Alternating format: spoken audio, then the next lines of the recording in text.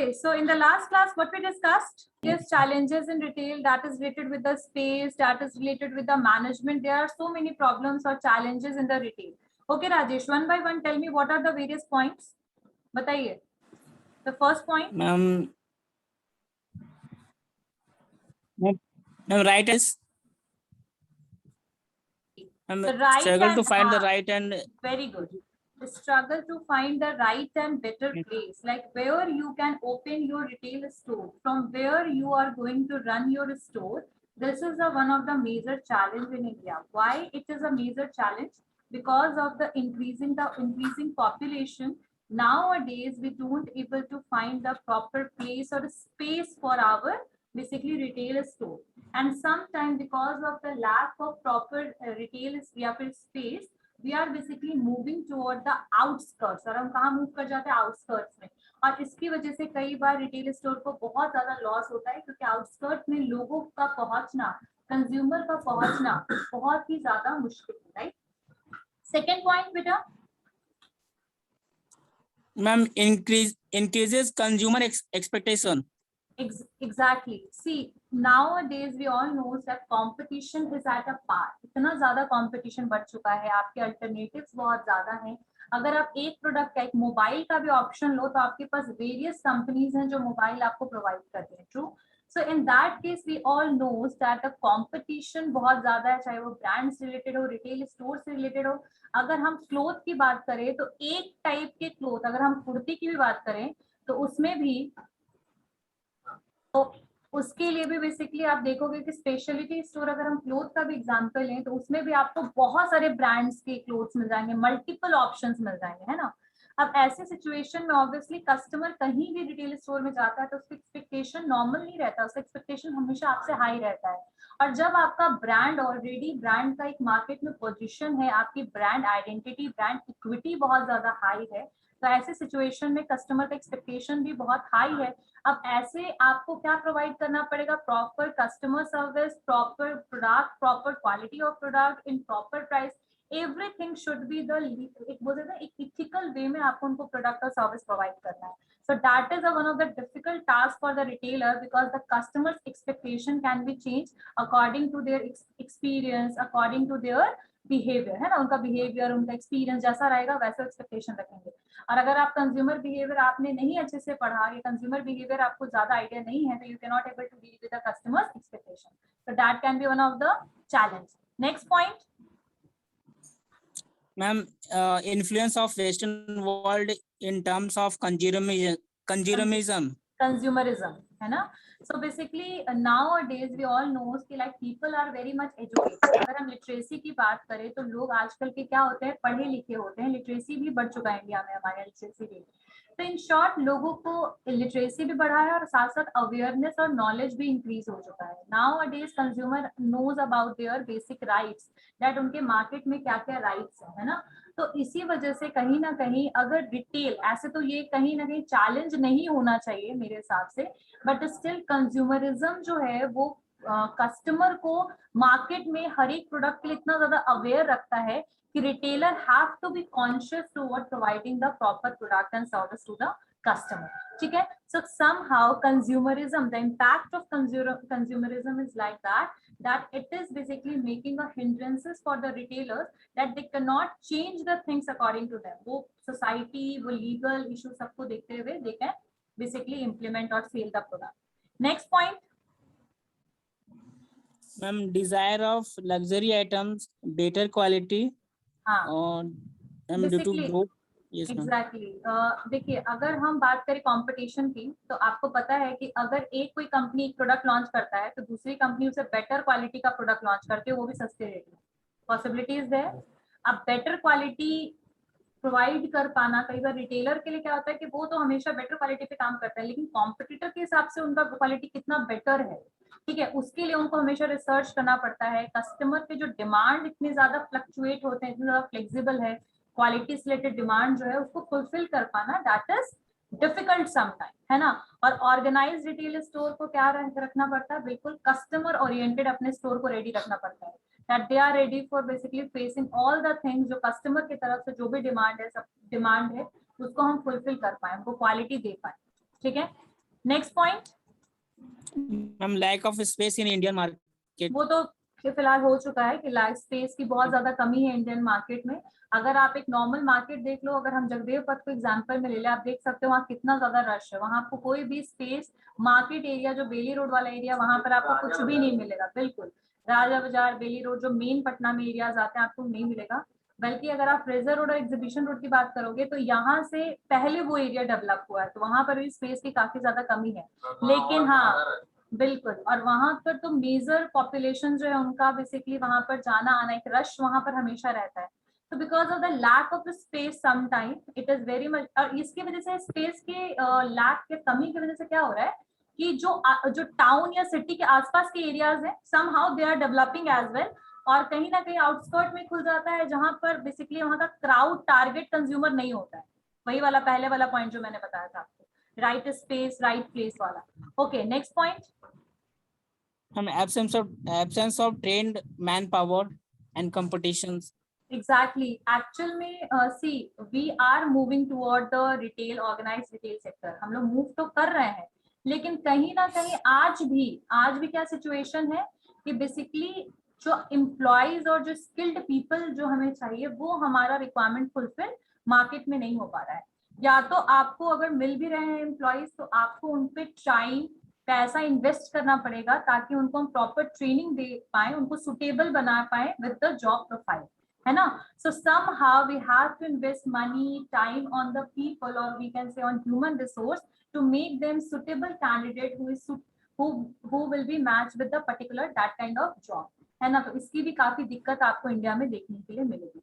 So I guess ये काफी इतने सारे चैलेंजेस रिवीजन की तरफ बढ़ते हैं। That topic is basically selection of merchandise within the retail store or consumer buying decision process या customer buying decision process in the retail store, या फिर merchandise selection का तरीका क्या होता है किसी भी कस्टमर का रिटेल दुकान में, कैसे वो सिलेक्ट करते हैं product.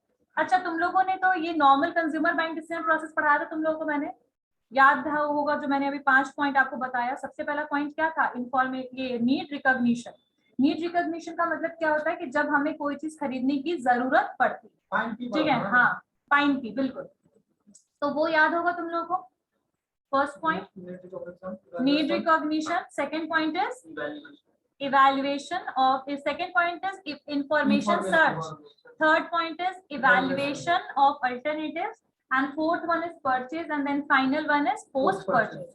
So basically these are the consumer buying decision process, but this is retail sector में। अगर हम रिटेल सिर्फ और सिर्फ एक रिटेल स्टोर की बात कर रहे हैं कि जब हम किसी रिटेल स्टोर में, या तो वो फिजिकल रिटेल स्टोर होगा या तो फिर वो ऑनलाइन कोई साइट होगा जहां से अगर हमें शॉपिंग करना है तो हमारा बिहेवियर या हमारा तरीका प्रोसेस क्या होगा प्रोडक्ट को खरीदने का, तो वो हम पढ़ेंगे इस वाले में। तो सबसे पहला पॉइंट लिखिए नीड रिकॉग्निशन। ये तो पक्का है कि जब भी हम कोई सामान खरीदते हैं, कब खरीदेंगे कोई भी product, when will purchase the product, when it is required, जब हमें जरूरत होगी। अब एग्जाम्पल के लिए मान लो कि मयंक है, उसके पास फोन है, लेकिन अब he want to change it, he want to, अब उसको दूसरा फोन चाहिए। कोई भी रीजन हो सकता है, या तो फोन पुराना हो गया या स्पीड कम चल रहा, कुछ भी रीजन हो सकता है। तो मयंक क्या करेगा, पहले उसने प्रॉब्लम को समझा, नीड को रिकॉग्नाइज किया, नीड को जाना कि मेरी अभी जरूरत क्या है। तो बेसिकली ही अंडरस्टैंड कि इसको क्या लेना है, फोन लेना है। क्या लेना है इसको, फोन लेना है, ठीक है, मोबाइल फोन लेना है। तो first point is need recognition, यानी अपनी जरूरत को समझना कि हमें क्या सामान या क्या प्रोडक्ट की जरूरत है। तो फर्स्ट पॉइंट इज दैट, ठीक है।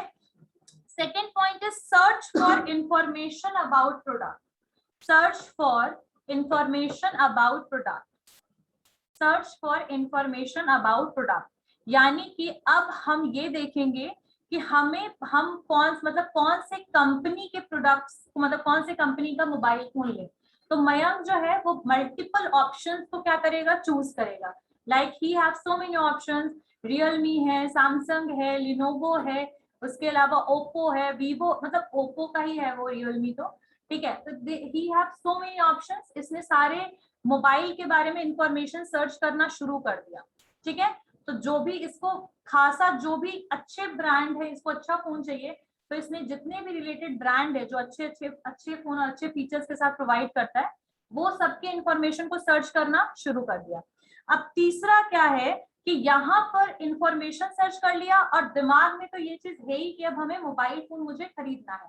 अब रिटेल में, क्योंकि रिटेल में हम कैसा बिहेवियर कर रहे हैं, तो इसमें जो थर्ड स्टेप होगा that is display of product, that is display of products, overall layout of stores, overall layout of store. This one is the third step, display of products, overall layout of stores. यानी खैर हमने तो mobile का option ले लिया, आजकल तो लोग ऑनलाइन देख लेते हैं, तो कहीं ना कहीं अब अगर हम ऑनलाइन का एग्जांपल लें तो लाइक अब इसके पास 2-3 साइट का ऑप्शन है। कौन कौन से साइट का ऑप्शन है? Amazon, फ्लिपकार्ट, टाटा क्लिक, ठीक है। तो लाइक जो भी ट्रस्ट वर्दी इसको पता है ऑनलाइन साइट, अब ये 3-4 जो भी साइट है उसका कैसा वो प्रोडक्ट कैसे शो करता है, किस तरीके से इंफॉर्मेशन देता है। अब जैसे Amazon का एग्जांपल ले लो, तो वो कोई भी मोबाइल फोन का ना कंपैरेटिव एनालिसिस चार्ट दिखाता है, एक फोन में क्या फीचर, दूसरे में क्या है, तीसरे में क्या, चौथे में क्या, लाइक दिस। सो जो भी इसको पर्सनली जो भी इसने साइट को देखा, जो भी आप ऑनलाइन साइट को चेक किया, जो भी इसे बेहतर लगा उसको एनालाइज कर लिया, चलो हम Amazon से शॉपिंग करेंगे, ठीक है। अब यहाँ पर है बिहेवियर ऑफ सेल्स पर्सन, तो जब बिहेवियर ऑफ सेल्स पर्सन आ जाएगा तो हम यहाँ फिजिकल स्टोर की तरफ ट्रांसफर है एक तरीके से। तो पहले वाले में मैंने Amazon ले लिया, अब मान लो कि Amazon तो ऑनलाइन साइट है, अब इसको ऑफलाइन मोबाइल खरीदना है, तो हो सकता है कि ये कहीं इलेक्ट्रॉनिक आइटम्स का कहाँ मिलता है, हरिनिवास में, that is famous for that. So basically ये हरिनिवास के स्टोर में, हरिनिवास में जाएगा, वहां के स्टोर को पहले चेक करेगा कि कैसा लग रहा है स्टोर, कौन से स्टोर में जाना चाहिए, तो जो थोड़ा सा एक्सक्लूसिव, थोड़ा सा स्टैंडर्ड दिखेगा उसमें ये आप एंटर कर जाओगे, ठीक है। तो भाई पर्सन एंटर करेगा, तो यहाँ पर जो display of product, overall layout of stores है, ये ज्यादातर सुटेबल किसके लिए, फिजिकल स्टोर के लिए। किसके लिए फेमस है? हाँ हाँ, मैं कह सकते हैं नहीं, कस्टमर अट्रैक्शन नहीं, मतलब आप मर्केंडाइज को कैसे लगा रखे हो, कई बार हम दुकान के अंदर सिर्फ लुक देख के घुसते हैं, तो like such kind of thing I am saying. तो हमें पता है कि हमें मोबाइल लेना है, लेकिन कहाँ से लेना है ये अब क्वेश्चन मार्क है ना। तो यहाँ पर आपने डिस्प्ले वगैरह का लुक देखा, ऑनलाइन साइट में जो भी ट्रस्टवर्दी है साइट उसको चेक किया, तो यहाँ पर 2 ऑप्शन होता है ना, 2 जगह से हम खरीद सकते हैं, तो फिजिकल स्टोर से या ऑनलाइन से। तो अब फिजिकल स्टोर में, अब मैंने ऑनलाइन का एग्जांपल ले लिया था, फिजिकल स्टोर की तरफ मूव करते हैं कि भाई ये हरिनिवास गया, वहां 3-4 स्टोर देखा, अब इसमें से जो भी स्टोर इसको अच्छा लगेगा उसमें ये क्या हो जाएगा, एंटर हो जाएगा। लेकिन एंटर होने का मतलब ये नहीं है कि मयंक वहां से पर्टिकुलरली फोन को खरीद ही लेगा, no, that is not possible कि तुरंत से खरीद लेगा। अब वहां पर इसको जो भी पर्सन मिलेगा जो इलैबोरेट कर रहा होगा अबाउट द प्रोडक्ट फीचर्स, यानी प्रोडक्ट के बारे में जो भी बता रहा होगा, यानी सेल्स पर्सन जो है वो कैसे डील कर रहा है, वो बहुत मैटर करता है। इसीलिए 4th पॉइंट जो हमारा होगा प्रोसेस, 4th पॉइंट क्या होगा, बिहेवियर ऑफ सेल्स पर्सन। यानी रिटेल स्टोर में सिर्फ प्रोडक्ट की अवेलेबिलिटी मैटर नहीं करता है, प्रोडक्ट की क्वालिटी मैटर नहीं करता है, but the person who is available there for selling the product, that person's behaviors also matters, right? उसका भी स्वभाव मैटर करेगा, the way he or she is talking with you, ठीक है। तो यहाँ behaviour of sales person matter करेगा, तो 4th point is behaviour of sales person. अब यहाँ पर जो 5th पॉइंट है, product selection, product selection, product selection, ठीक है, प्राइस क्वालिटी ब्रांड, लिखो product selection, price quality brand, product selection, price quality brand. यानी इसका मतलब क्या हुआ बेसिकली कि अब यहाँ पर जो पर्सन, जो जैसे मयंक था, इसने को पहले नीड रिकॉग्नाइज हुआ, फिर इसने इंफॉर्मेशन सर्च किया, फिर इसने स्टोर को देखा, जो स्टोर अच्छा लगा उसमें एंटर कर गया, वहां का सेल्स पर्सन का बिहेवियर देखा, सब कुछ पॉजिटिव होगा तभी नेक्स्ट स्टेप बढ़ेगा, याद रखिएगा, सब कुछ पॉजिटिव, फिर आगे का नेक्स्ट स्टेप क्या होगा, क्या फाइनली मयंक को वो मल्टीपल ब्रांड के फोन्स को दिखाएगा, क्योंकि इसने पहले इंफॉर्मेशन सर्च कर रखा है, लेकिन कई बार वहां की सेल्स पर्सन के समझाने के तरीके से, और हो सकता है कि जो चीज, जो नॉलेज वो प्रोडक्ट से रिलेटेड हमें दे, हो सकता है हमें पहले से पता ना हो, तो कई बार पर्सन जो वहां पर होंगे, सेल्स पर्सन, उनकी बातें हम सुनेंगे, फिर फाइनली हम प्रोडक्ट को सिलेक्ट करेंगे कि प्राइस सस्ता किसका पड़ रहा है, क्वालिटी बेहतर किसका लग रहा है। जब हमारे सामने फोन पड़ा है तो हम बेटर तरीके से उसको देख सकते हैं ना, छूकर टच करके एनालाइज कर सकते हैं। फिर हमने फाइनली प्रोडक्ट को सिलेक्ट कर लिया। ऐसे तो मयंक ने सोच के गया था कि भाई मैं रियलमी लूंगा, लेकिन हो सकता है वहां जाकर के उसको सैमसंग का फोन पसंद आ जाए, तो फाइनली इसने सैमसंग का फोन ले लिया क्योंकि बाकी के कंपैरिजन में उसकी क्वालिटी और प्राइस दोनों ही अच्छी थी, ठीक है। अब फिफ्थ सिक्स स्टेप क्या होगा कि प्रोडक्ट परचेज, अब इसने फोन को खरीद लिया यानी बिलिंग करा लिया, और सबसे लास्ट स्टेज वही है आपका पोस्ट परचेज इवैल्यूएशन, यानी कि फाइनली जब आपने प्रोडक्ट को परचेज कर लिया, now you are using that phone and you what kind of experience you have while using that phone, you are basically going to give the feedback about it, or either that product is a technological product, then you will get the guarantees and warranties, most probably warranty you will get with that mobile, ठीक है। so this is the basically process, और कह सकते हैं selection of merchandise और selection of basically product within the retail store, यानी retail store में हम किस तरीके से प्रोडक्ट को खरीदेंगे। आ गई बात समझ में? सारे पॉइंट्स लिख लिया? Online class and offline class, online class and offline class सारे पॉइंट्स लिख लिया आप लोगों ने? समझ में आ गया कि किस तरीके से हम रिटेल स्टोर में जाके प्रोडक्ट को सिलेक्ट करते हैं? चलिए ठीक है, ओके गुड। सो रिटेल मैनेजर कौन होते हैं? सो रिटेल मैनेजर कौन होते हैं? मैं हाँ, स्टोर मैनेजर, यस सुनिए, कौन होते हैं स्टोर मैनेजर? हिमांशु मैनेज करता है।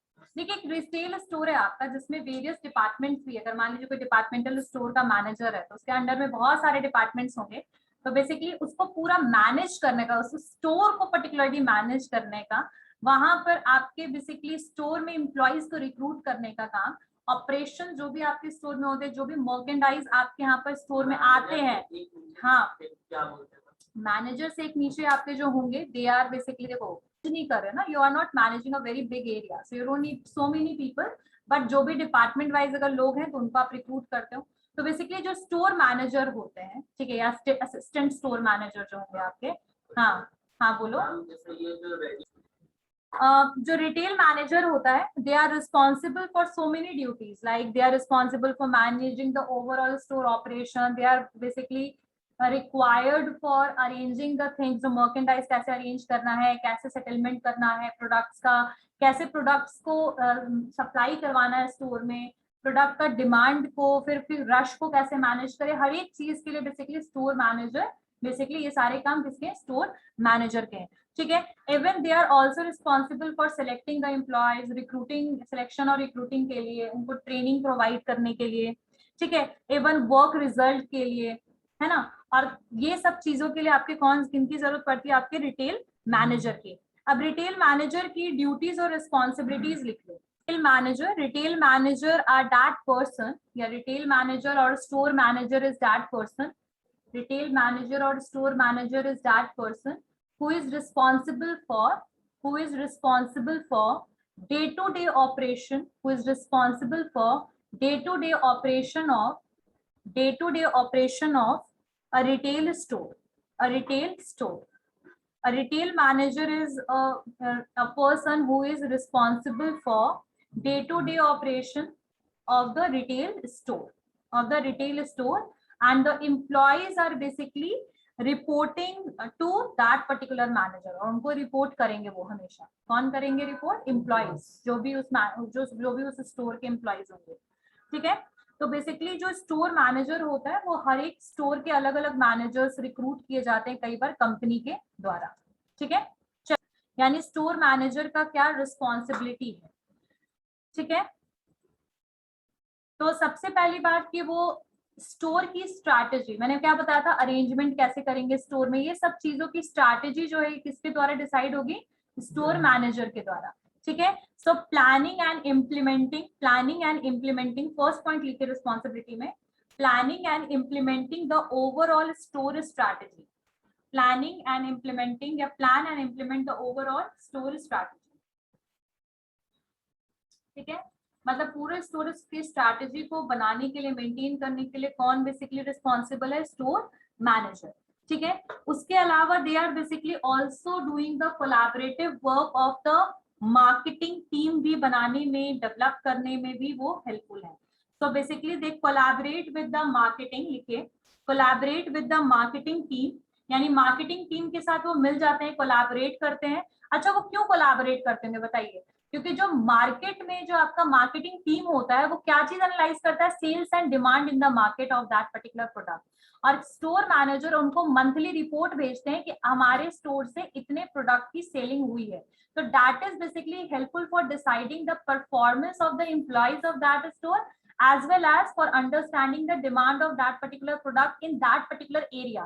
मान लीजिए एक स्टोर जो है एक ही एरिया में है, तो उस एरिया में कितना सेल हो रहा है उस प्रोडक्ट का, उस रिपोर्ट को एनालाइज करने में कौन हेल्पफुल है, बेसिकली स्टोर मैनेजर। और किसके साथ मिलकर ये काम करता है, कोलैबोरेट के साथ करता है, मार्केटिंग के टीम के साथ, ठीक है। तो collaborate with the marketing team to develop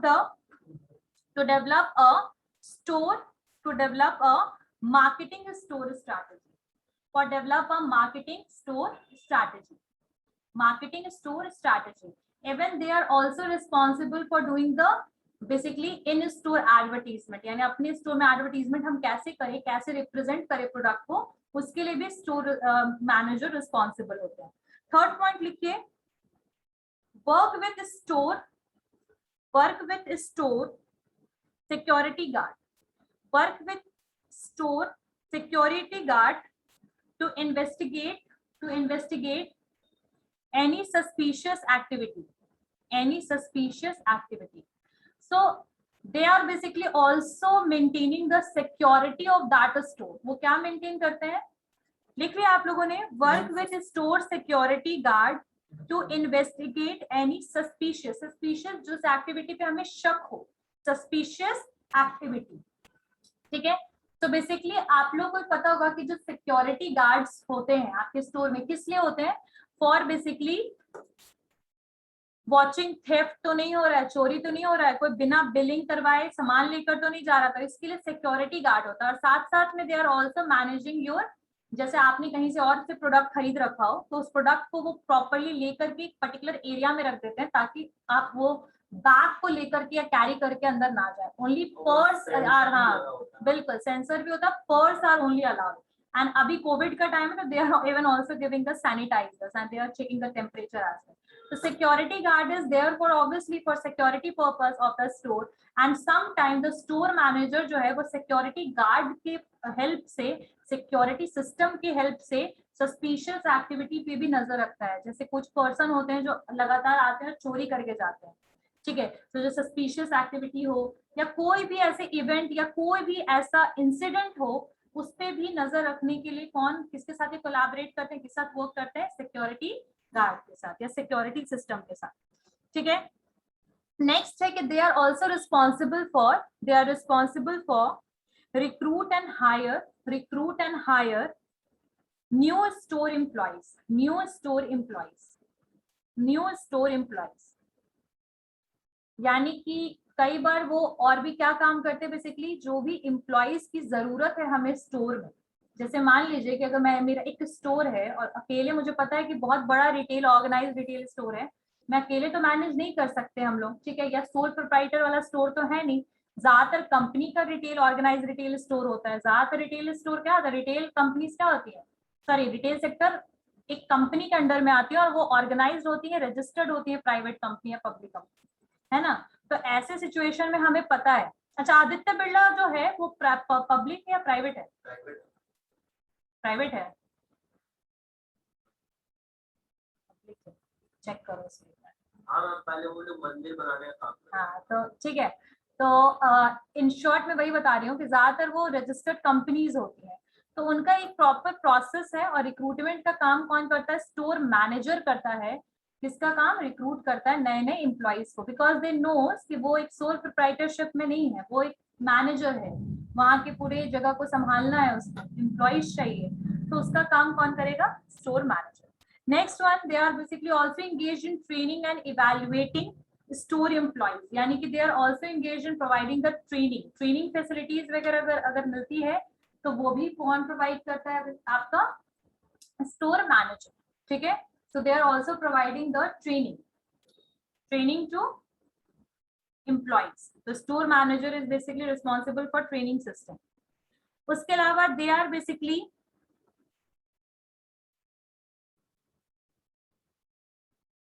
So basically they are also responsible for tracking and making report. Track और report बनाता है किसके ऊपर? KPI of employees, यानी कि कौन employees कितना better perform कर रहा है, key performance indicator, कौन सबसे बेहतर काम कर रहा है, उसका भी report को कौन ready करता है? Store manager. So they are responsible for making the report on stores KPI, employees लिखो store KPIs, ठीक है. Okay, they are also responsible for making the relationship with the suppliers and vendors. यानी जो भी आपके product को, जहां से आप प्रोडक्ट लाते हो, बेसिकली वहां से भी क्या बनाते हैं? रिलेशनशिप बिल्ड करते हैं, ठीक है. And they are basically also analyzing the profit and loss within the store, यानी कि स्टोर में कितना प्रॉफिट लॉस हो रहा है, उस अकाउंट्स को भी मैनेज करते हैं. कई बार मैनेज करने का मतलब ये नहीं है कि they are making the accounts, but they are basically managing, understand the profit and loss of that particular store, ठीक है. डिमांड, सप्लाई, सब कुछ को एनालाइज करने का काम कौन करता है? आपका बेसिकली स्टोर मैनेजर, ठीक है. स्टोर मैनेजर और retail manager. Next one is retail manager की स्किल या रिक्वायरमेंट क्या होनी चाहिए, ठीक है. तो एक्सपीरियंस होना चाहिए. जो रिटेल मैनेजर है वो एक्सपीरियंस पर्सन होना चाहिए, कोई भी न्यू कमर नहीं होना चाहिए. That person will be experience होना चाहिए. उसके अलावा उसके जो वर्क एथिक्स होने चाहिए वो बहुत स्ट्रांग होने चाहिए. स्ट्रांग होने चाहिए यानी कि वो पर्सन जो है वो अच्छे से उस स्टोर को मैनेज कर पाए, उसमें ये क्वालिटी होनी चाहिए. गुड नॉलेज, लीडरशिप क्वालिटी होनी चाहिए. उसके अलावा उसके पास गुड नॉलेज होना चाहिए, good knowledge of sales and marketing, यानी मार्केट का और सेल्स का उसको नॉलेज होना चाहिए. और उसकी क्वालिफिकेशन MBA भी होनी चाहिए, यानी कि पोस्ट ग्रेजुएट इन मार्केटिंग, ठीक है. उसके अलावा एक्सीलेंट लीडरशिप स्किल जो हमने पढ़ ही लिया था. उसके अलावा उसमें प्रॉब्लम सॉल्विंग स्किल होना चाहिए कि अगर कभी कोई स्टोर में प्रॉब्लम हो जाए कस्टमर से रिलेटेड, तो वो मैनेजर जो है वो प्रॉब्लम को सॉल्व कर सके, यानी प्रॉब्लम सॉल्विंग स्किल होना चाहिए उसमें, ठीक है. उसके अलावा गुड टाइम मैनेजमेंट स्किल, यानी टाइमली सारे प्रोसेस को कंप्लीट कर ले ताकि प्रॉपर टाइम पे क्लोजिंग हो पाए स्टोर का, ये भी होना चाहिए, ठीक है. और एक कह सकते हैं greater interpersonal and communication skill, जो कि कम्युनिकेशन स्किल होनी चाहिए वो बेटर होनी चाहिए. वो कम्युनिकेशन का मतलब ये नहीं कि सिर्फ इंग्लिश की बात हो रही है. नॉर्मली जब कम्युनिकेट कर रहे हो बाकी कस्टमर से, लोगों से, एम्प्लॉइज से, वो बेटर होना चाहिए और क्लियर होना चाहिए, ठीक है. उसके अलावा अगर डिग्री होना चाहिए बिजनेस एडमिनिस्ट्रेशन में, यानी कि MBA भी हो सकता है, मास्टर इन बिजनेस एडमिनिस्ट्रेशन, और MBA वाले ही ज्यादातर स्टोर मैनेजर बनते हैं, ठीक है. तो ये सारे आपके और ये सारी रिस्पॉन्सिबिलिटी है स्टोर मैनेजर की. करना, रिक्रूट करना, ट्रेनिंग प्रोवाइड करना, शेड्यूल करना एम्प्लॉय को, वर्क रिस्पॉन्सिबिलिटीज असाइन करना एम्प्लॉयज को. तो ये सारे के सारे काम बेसिकली किसके हैं? रिटेल मैनेजर के. प्राइवेट बैंक में HR मैनेजर होता है. रिक्रूटमेंट की जरूरत होती है, तो रिक्रूटमेंट के लिए जैसे आपकी कस्टम जो एक कंट्रैक्चुअल जॉब के लिए होता है, जैसे कि आपके बेसिकली हम कह सकते हैं. Anyone have any doubt whatever we discuss today? No ma'am. चलिए